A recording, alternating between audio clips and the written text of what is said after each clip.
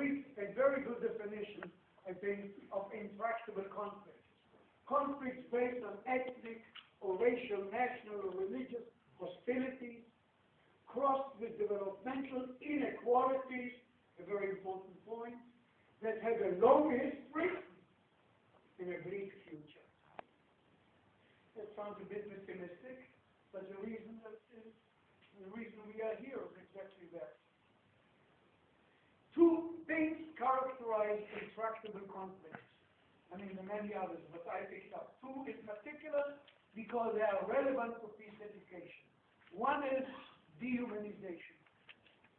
The other side is not human. You call them by all kinds of names, and you see them as in a stereotypic way.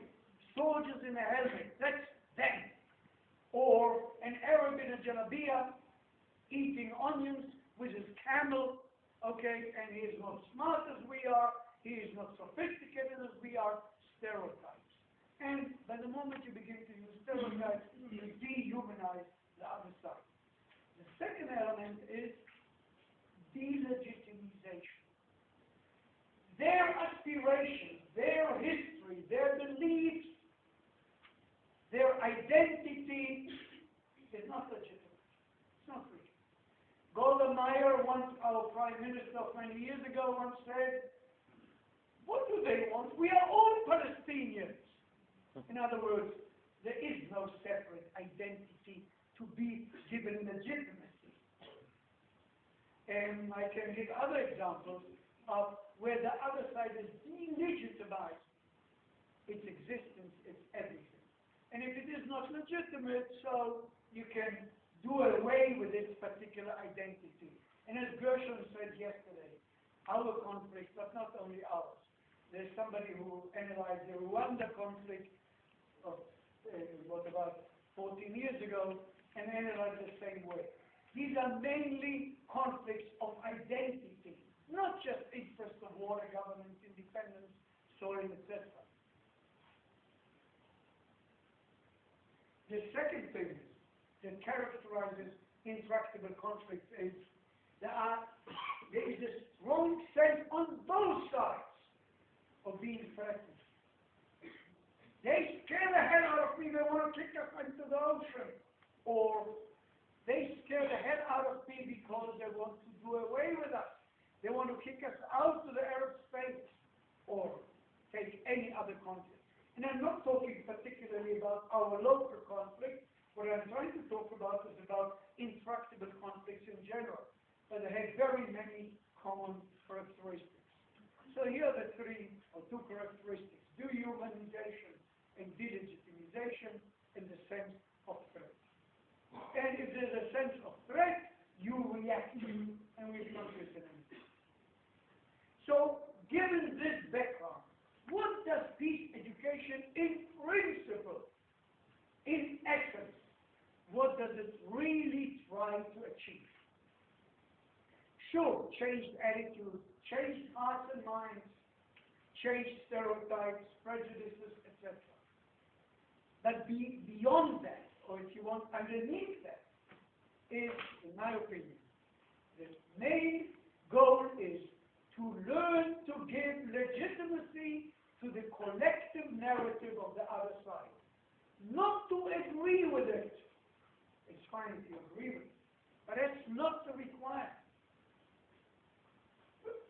I have many good Arab, Israeli, Palestinian friends. We have learned to give legitimacy to each other's collective narrative, although we totally disagree with each other, which is perfectly acceptable. That happens between me and my wife as well.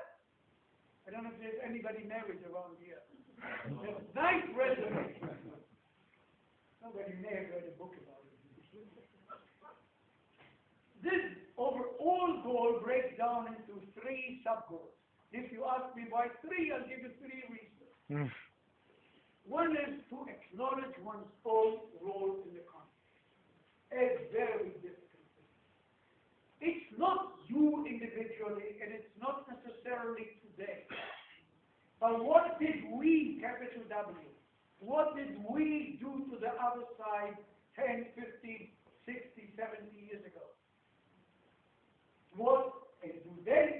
acknowledge what they do to us. And again, I'm not talking about the local context necessarily. Just to give you an example.